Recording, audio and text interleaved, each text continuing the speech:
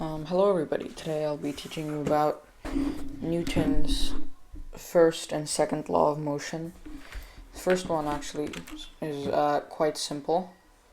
Here I think it'll be pretty cool for a diagram. Any object in motion will continue to stay in motion until a second force is acted upon it. Now this is only true when whatever this thing is sliding upon, let's just say a box, whatever it's sliding upon is a zero friction force.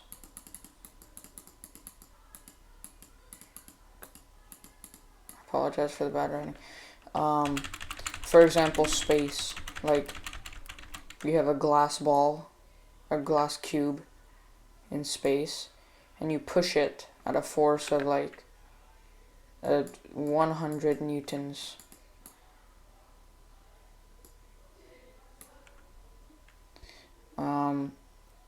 Push it this way. It's not gonna stop until like maybe an asteroid comes and hits it at like 300 newtons, and it starts moving the other way in like 200 or whatever. So that's the first one. So I'm not really sure how to clear this. I'll just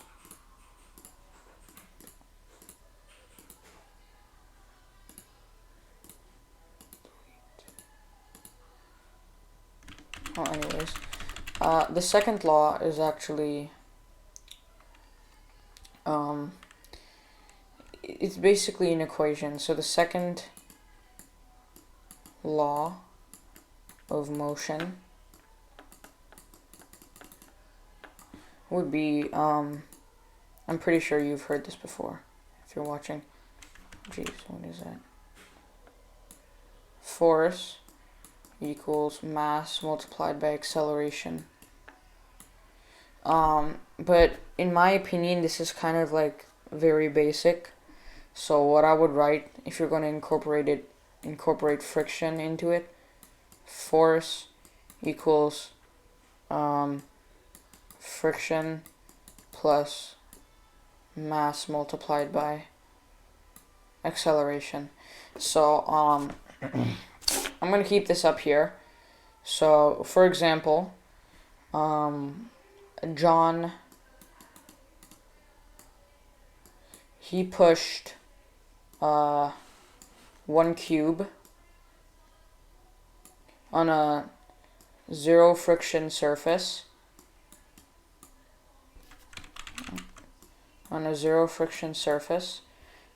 He pushed it at a force of 200 newtons. Okay. Alright, so immediately we have the force now. So now we can basically replace some stuff here. So 200 newtons equals mass multiplied by acceleration. But I'll explain the mass and acceleration right now. So the mass of this cube I think would be 500 kilograms or 500 pounds.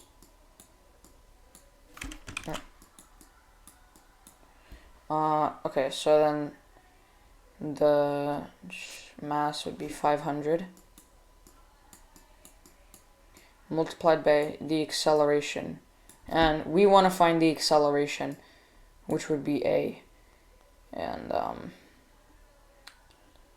that would be kind of, so this is a, the acceleration we need to find out based on the friction. So there's no friction. Zero friction, zero upwards motion, zero downwards motion, zero backwards motion. It's just very simple, just a forward motion of a 500-pound cube.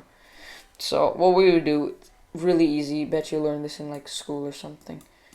Just like find the variable. This would be 500. This would be kilograms. And okay, yeah. 1 Newton or 1 Newton is basically kilograms multiplied by over seconds squared. So yeah, this is the thing. So you just cancel these guys out. 2 over 5, so it would be the acceleration would be 0.5. I mean 0. No, 0.4. And kilograms cancel out here. Meters over second squared. Boom, there you got it. You have your answer now. No, I'm not quite sure how filling this stuff out works. So I'm just going to create a new one. Okay, so let's solve another problem incorporating friction. And we need to find the force. Okay, so a block about this big, again 500 kilograms. Oh, I just realized about the other problem. You can rewind if you want to. The block is 500 kilograms, not pounds, because otherwise it would not cancel out. 500 kilograms, and a force is being acted upon it of 300 newtons. Alright?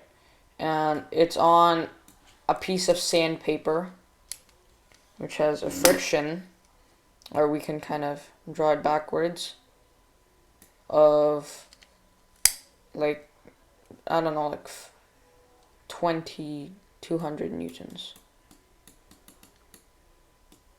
And we also need to find the upward downward force, alright?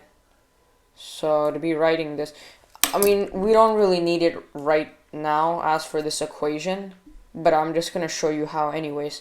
So to find friction, it would basically be force over acceleration multiplied by mass.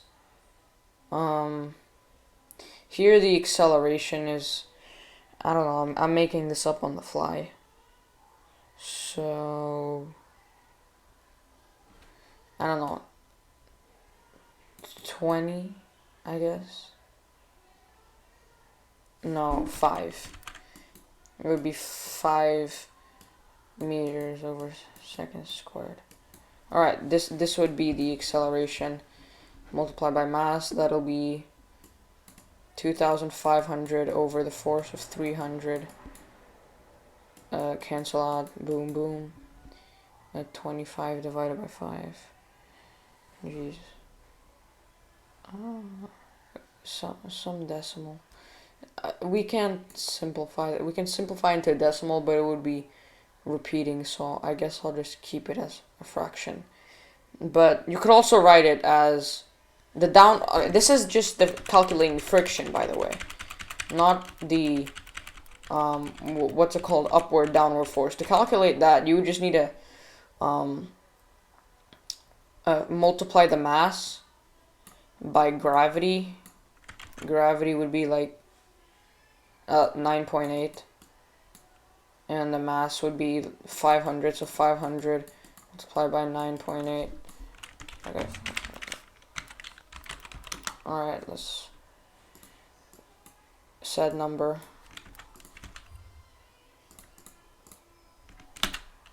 There you go. This thing is really messy.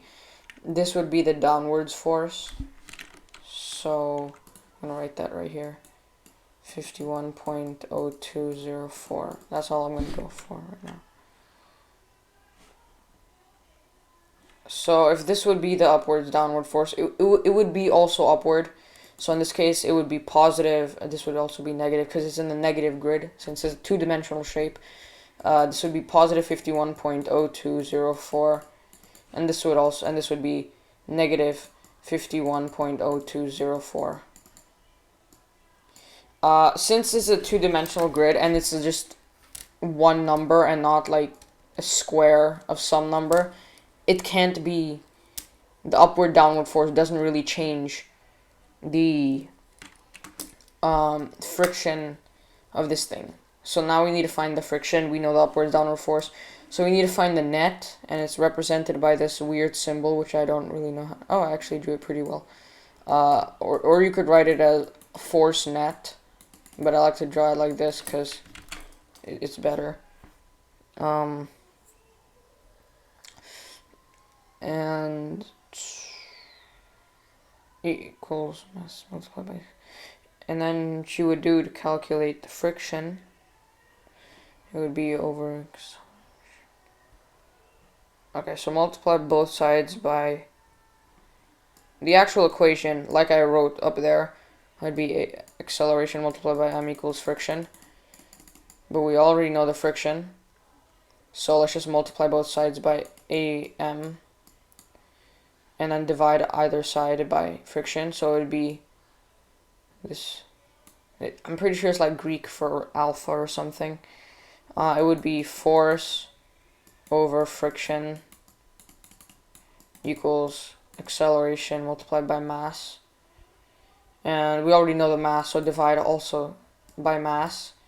So it would be 51.0204 multiplied by 500. So let me rewrite it too. The force here, the net force here is 100, since you add 300 plus negative 200, so that'll be 300 plus negative 200. That's equal to what's called 100. Yeah, so that would be 100 over friction, 5.0204, and then multiply by mass. So multiply by 500 equals acceleration. So now let's get our calculator out. 5.0204 multiplied by 500. So this said number, 100 divided by this thing. All right, this is the acceleration. Now, yeah, we got it. Acceleration is always written in meters. Meters over seconds squared. 0.03. You know what? Here you go. Yeah. This is our number. That is horribly written. 0.0398374631500346, and don't forget, very important, meters over second squared. Okay, thank you for watching. Hope you understood. If you don't, watch another tutorial. Thanks.